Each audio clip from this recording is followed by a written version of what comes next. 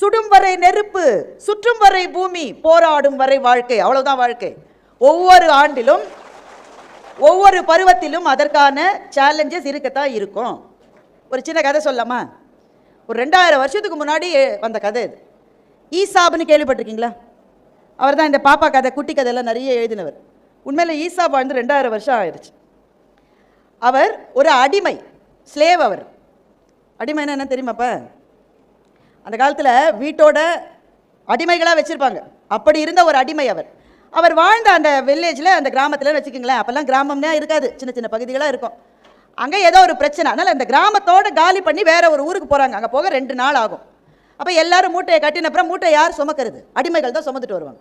இந்த அடிமைகள்கிட்டே கேட்குறாங்க, எந்த மூட்டையை நீ சுமக்க போகிறாய்னு கேட்குறாங்க. நீங்களே சூஸ் பண்ணலாம். அதான் அடிமையாக இருக்கிறதுக்கு ஒரு சின்ன கன்செஷன். நீ என்ன மூட்டையை தூக்கணுன்றதை நீயே முடிவு பண்ணிக்கப்பா. எல்லாரும் ஓடி போய் எதை தூக்குவாங்கன்னு நினைக்கிறீங்க? வெயிட் எந்த மூட்டை கம்மியாக இருக்கோ அதை தூக்குவாங்க. ஈசாப் என்ன பண்ணாரு? இருக்கிறதுலேயே வெயிட் மிக அதிகமாக இருக்கிற சாப்பாட்டு மூட்டையை நான் தூக்குறேன்னு சொன்னார். எல்லாரும் ஈசாப்பை பார்த்து சிரிச்சாங்க. அறிவு இருக்கா? ஏதாவது வெயிட் கம்மியாக இருக்கிறது? ஏன்னா நம்ம ஆட்கள் சாப்பாட்டு மூட்டை தான் ரொம்ப ஜாஸ்தியாக இருக்கும். எல்லாத்தையும் விட அதுதான் கனம். குற்றாலம் அருவிக்கு போய் அருவி அப்படி கொட்டுது, அதை பார்க்காம அதுக்கு முதுக காமிச்சிட்டு இவன் எலுமிச்சம்பழ சாத்தை அடிக்கிறான் பாருங்க. மூட்டை நமக்கு எப்பவுமே சாப்பாட்டு மூட்டை தான் வெயிட்.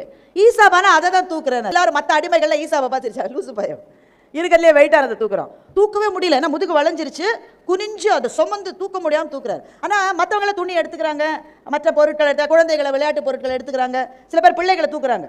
பிள்ளை வந்து வீட்டில் கிளம்பும்போது நல்லா தான் இருக்கும், சாதுவாக நல்லா வரும். ஒரு மணி நேரம் கழித்து என்ன பாடுபடுத்துன்றதை இங்கே இருக்கிற ஆசிரியர்கள்ட்டெலாம் கேளுங்க. தலையை பிடிச்சி இழுக்கும், காதை பிடிச்சி கடிக்கும்.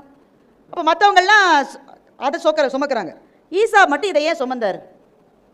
அவர் முட்டாளா? என்னன்னா, சாப்பாட்டு மூட்டையில் சாப்பிட்டு வெயிட் குறைஞ்சிக்கிட்டே போகுது. அதுவும் நம்ம மக்களை அடித்து தூக்குறாங்களா, சீக்கிரம் வெயிட் குறையுது. அடுத்த நாள் எல்லாரும் போய் மற்றவங்களோட வெயிட் ஜாஸ்தி ஆகுது. இந்த துணியெல்லாம் மடித்து அழகாக வச்சா வெயிட் கம்மியாக இருக்கும். சுருட்டி உள்ளே போட்ட பிறகு வெயிட் ஜாஸ்தியாகிடும்.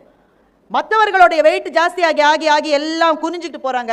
ஆனால் அடுத்த நாளிலிருந்து ஈசாபினுடைய சுமை குறைய கடைசியில் போய் சேரும்போது அவர் கையை வீசிக்கிட்டு ஜாலியாக நடந்துட்டு வந்தார். மற்றவங்கள தூக்க முடியாமல் தூக்கிட்டு வந்தாங்க. நம்ம ஏன் இந்த கதையை சொல்லு? ஒரு பொருத்தமும் இல்லாமல் நம்ம வாழ்க்கைக்கு ஒரு பெரிய பாடம் இருக்குது. இளமையிலே அதிக சுமையை தூக்குவதற்கு நீங்கள் முடிவு செய்து விட்டீர்கள் என்றால் வாழ்க்கையில் போக போக சுமை குறையும்.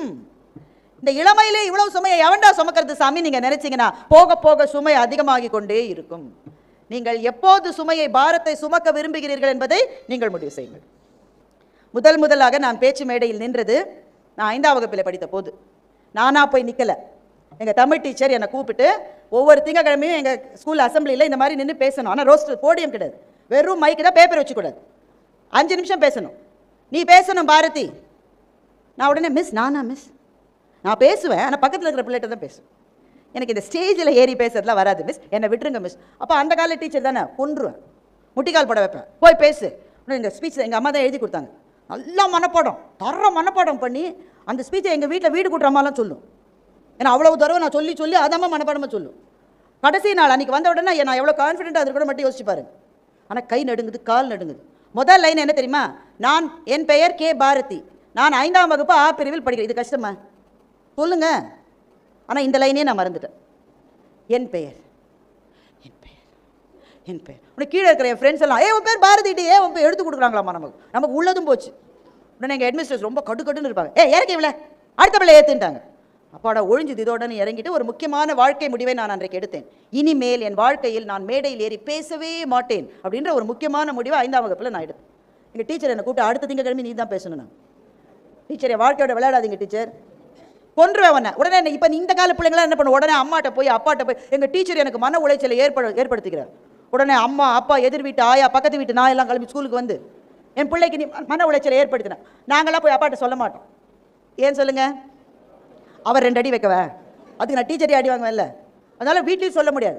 இந்த டீச்சர் என்னை ஒவ்வொரு வாரமும் ஏற்றி ஒவ்வொரு வாரமும் நான் மறந்து 7 வாரம் நான் அவமானப்பட்டேன். கடுமையான அவமானம். ஏன்னா நான் எங்கேயா போய் தண்ணி குடிக்க போகிற விட பிள்ளைங்களாம் கூட இவதாட்டி ஒவ்வொரு வாரமும் மறந்து இறங்குவாட்டி ஸ்டேஜில்.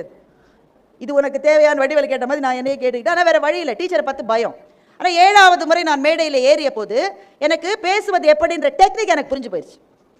என்ன டெக்னிக்கு? நாங்களாம் மறக்காமல் அப்படியே எல்லாத்தையும் சொல்கிறோம் தானே நீங்கள் நினைக்கிறீங்க? கிடையாது. எங்களுக்கு எங்கே மறந்ததுன்னு உங்களுக்கு தெரியாத மாதிரி அட்ஜஸ்ட் பண்ணுறோம் பாருங்கள், அதுதான் பேச்சு. இளம் என்று அசை இருப்பாரை காணி நிலம் எனும் நல்லாள் நகும். ஒரு பேச்சாளர் ஏறி பேசணும். திருக்குறள் இது. இளம் என்ற அசை இருப்பாருங்க. அடுத்த மறந்து போச்சு. உன்னை என்ன அசரணுமா, அசந்தார கை நடுங்கிச்சா என்று சொன்ன வள்ளுவன் இந்த தமிழ் நிலத்தினுடைய மாபெரும் ஞானி அல்லவா? உன்னை எல்லாம் கை தட்டுறாங்க. அவர் திருக்குறளை மறந்தது அவருக்கும் திருவள்ளுவருக்கும் மாத்திரம்தான் தெரியும், வேற யாருக்குமே தெரியாது. அப்போ every thing is a technique. இங்கே நிறைய பொம்பளை பிள்ளைங்க இருக்கீங்க, வீட்டில் அநேகமாக ஒருத்தர் ஒரு வேலையும் செய்ய மாட்டீங்க, எனக்கு தெரியும். பசங்களாவது 1-2 செய்யும், நீங்கள் செய்ய மாட்டீங்க. ஏம்மா ஒரு நாள் பாத்திரம் விளக்கி கொடுமான்னு அம்மா சொன்னால் அந்த பொம்பளை பிள்ளை சொல்லுது, நாலாம் பல்லு விளக்குறது ஜாஸ்தி, பாத்திரம்லாம் விளக்க மாட்டேன். காலையில் எழுந்து பல்லு விளக்கணுன்னு இன்ஸ்டாவில் ஒரு போஸ்ட் போடுது. பல்லு விளக்கினா ஒரு போஸ்ட்டு, பரோட்டா தின்ன ஒரு போஸ்ட்டு போட்டுட்டு உடனே 3வது நிமிஷம் கதறி கதறி அழுவுது. ஏம்மா இப்போ தான் நம்ம போஸ்ட் போட்டு, ஏமா அதுக்குள்ளே எனக்கு இது மட்டும் 2 லைக் தான் வந்திருக்கு, என் ஃப்ரெண்டு போட்டிருக்கா அவளுக்கு 15 லைக். இந்த லைக் போடுறதுக்கு வேற கையூட்டு கொடுக்குறாங்களாமே. நீ போட்டா நான் லைக் பண்ணுறேன், நான் போட்டா நீ லைக் பண்ணு. அப்போது எவ்வளவு உபயோகரமான வேலைகளில் நம்முடைய வாழ்க்கையை நாம் செலவழித்து கொண்டிருக்கிறோம் என்று நாம் மகிழ வேண்டும். நீங்கள் செய்ய வேண்டிய முதல் வேலை, எவ்வளவு அவமானப்பட்டாலும் இந்த தடவை நான் போய் பேர் கொடுக்குறேன்ற ஒரே ஒரு முடிவை மாத்திரம் எடுங்க. இதில் எதுவுமே வராது. 2வதுல லேசாக புரிஞ்ச மாதிரி இருக்கும், அப்பவும் பயமாக இருக்கும். 3-4ன்னு போயிட்டீங்கன்னா உங்களுக்கே ஒரு கான்ஃபிடன்ஸ் வரும். 1 வருஷம் இதை தொடர்ந்து செஞ்சீங்கன்னா செகண்ட் இயர் ஸ்டூடெண்ட்டாக நீங்கள் இருக்கிற போது I am assuring you that you will be the head of the project for the hackathon. தேவை அபாரமான புத்திசாலித்தனம் கிடையாது, அவமானப்படுவதை ஏற்றுக்கொள்ளுகிற துணிவு யாருக்கு இருக்கிறதோ அவர்கள் தான் இந்த உலகத்தில் ஜெயிக்கிறார்கள். வாழ்க்கையில் எவ்வளோ இருக்கு மச்சான் என்ஜாய் பண்ண. புது படம் வரப்போகுது, நாங்கள் இன்ஸ்டா ரீல்ஸ் பார்ப்போம். எவ்வளோ யூடியூபர்ஸ் எவ்வளோ படம் பண்ணிட்டாங்க தெரியுமா? நான் ஒரு யூடியூபராக இருக்கணும்னு நினைக்கிறவங்களுக்கு என்னுடைய வாழ்த்துக்கள். பட் ப்ளீஸ் அண்டர்ஸ்டாண்ட், உங்கள்கிட்ட கண்டென்ட் இருக்காட்ட பருப்பு எப்பவுமே வேகாது. தொடர்ந்து அதை செய்வதற்காக நிறைய கண்டென்ட் வேணும். நிறைய கண்டென்ட் வேணும்னா நிறைய படிக்கணும், நிறைய படிக்கிறதுக்கான மன உறுதி இருக்கணும். ஸோ எல்லாமே திரும்ப திரும்ப எதில் வருகிறது என்றால் தொடர்ந்து முயற்சி செய்து கொண்டிருப்பதில் தான் உங்கள் வெற்றி இருக்கிறது. நான் ஏன் செய்யணும் இதை? நான் எதுக்காக பிளேஸ்மெண்ட்டுக்கு போனோம்? எங்கள் உறவுக்காரர் அங்கே இருக்காரு, எங்கள் மாமா இங்கே இருக்காரு, எங்கள் மச்சான் அங்கே இருக்காரு, அவங்க ஊருக்கு போய் அவங்க கடையில் சேர்ந்து அப்படின்னு நினைக்கிறீங்களா? வாழ்த்துக்கள். ஆனால் எங்கே இருந்தாலும் திரும்ப திரும்ப ஐயா சொன்னார், உங்களுடைய உறவினர்கள், உங்களுடைய சமூகத்தினர், உங்களுடைய ஊர்க்காரர்கள் உங்களை மதிக்க வேண்டும் என்றால் சொந்த முயற்சியில் நீங்கள் எதாவது செஞ்சால் தான் அந்த மதிப்பு கிடைக்கும். இது ஆண்களுக்கும் சரி பெண்களுக்கும் சரி. அதை நான் ஏன் செய்யணும், நான் பாட்டுக்கு ஜாலியாக இருந்துட்டு போகிறேன்னு என்று கேட்டால் ஒரே ஒரு பதில் தான், அதை சொல்லி நான் முடிக்கிறேன். இந்த நிகழ்ச்சிக்கு பெற்றோர்கள் அழைக்கப்படவில்லை, ஆனால் அவங்க ஆசிரியர்கள் இருக்காங்க, அவர்களும் 2வது பெற்றோர்கள் தான். நீங்கள் ஒரு 10 வருஷம் 15 வருஷம் கழிச்சு இந்த காலேஜுக்கு இந்த வழியாக போவீங்க. இந்த வழியாக போகும்போது எவ்வளோதான் பிஸியாக இருந்தால் கூட கழுத்தை திருப்பி கழுத்து வலிக்கிற மட்டும் இந்த காலேஜை பார்க்காம உங்கள் ஒருத்தர் கூட இந்த தெருவில் கடந்து போக முடியாது. நான் நீங்கள் சந்தோஷமாக இருந்த காலங்களினுடைய கடைசி மிச்சங்கள் இந்த வளாகத்தில் தான் இருக்கிறது. அப்போ ஒரு நாள் இந்த காலேஜுக்கு வந்து அவங்க ப்ரொஃபஸர்ஸ் யாராவது இருந்தாங்கன்னா, மேம் எனக்கு தெரியுமா, நான் தான் மேம் பேட்ச் ஆஃப் 24 மேம், என்ன செய்கிற நீங்கள்? இந்த வேலையில் இருக்க, இல்லை இந்த பிஸ்னஸ் பண்ணுறேன் என்ன சொன்னால், என் பிள்ளை எவ்வளோ பெருசாக வந்திருக்கான் பாருன்னு சந்தோஷப்படுகிற ஒரே குலம் என்றால் அது ஆசிரியர்களினுடைய குலம் மாத்திரம்தான். அதை விட சந்தோஷப்படுறவங்க ஒரே ஒருத்தர் தான், உங்கள் அப்பா அம்மா. என்ன செய்ய போகிறீங்க உங்கள் அம்மாவுக்கு? என்ன நாங்கள் வேலைக்கு போனோட பட்டுப்படம் வாங்கி கொடுத்துருவோம்ல, ஒரு ஒரு வைர மூக்குத்தி வாங்கி கொடுத்துருவோம், வைரத்தோடு வாங்கி கொடுத்துருவோம், அது போருமா? அவங்க உங்களை கண்ட கனவுகளுக்கு உங்களுக்காக அவர்கள் செய்த தியாகத்துக்கும் அது போதுமா? என்ன செய்வது அம்மாவுக்கு அப்பாவுக்கும்? எனக்கு இப்போ கூட கில்ட்டியாக இருக்குது, எங்கள் அம்மா இல்லை, இருக்கும்போதே ஏதாவது செஞ்சுருக்கணும்னு எனக்கு கில்ட்டியாக இருக்குது, ஆனால் நான் செய்யலை, இனிமேல் எதுவுமே செய்ய முடியாது. நீங்களாம் அதிர்ஷ்டசாலிகள், அம்மா அப்பா பக்கத்தில் இருக்காங்க, கையை பிடிச்சிக்குங்க, முடிஞ்சால் ஐ லவ் யூன்னு சொல்லுங்கள். ஆனால் அம்மா கோந்துரு, கெட்ட வார்த்தை பேசுகிற கொன்றுவேங்க கொஞ்சம் அம்மாலாம். உங்கள் நேசத்தை அவங்களுக்கு எந்த மொழி புரியுமோ அந்த மொழியில் சொல்லுங்கள்.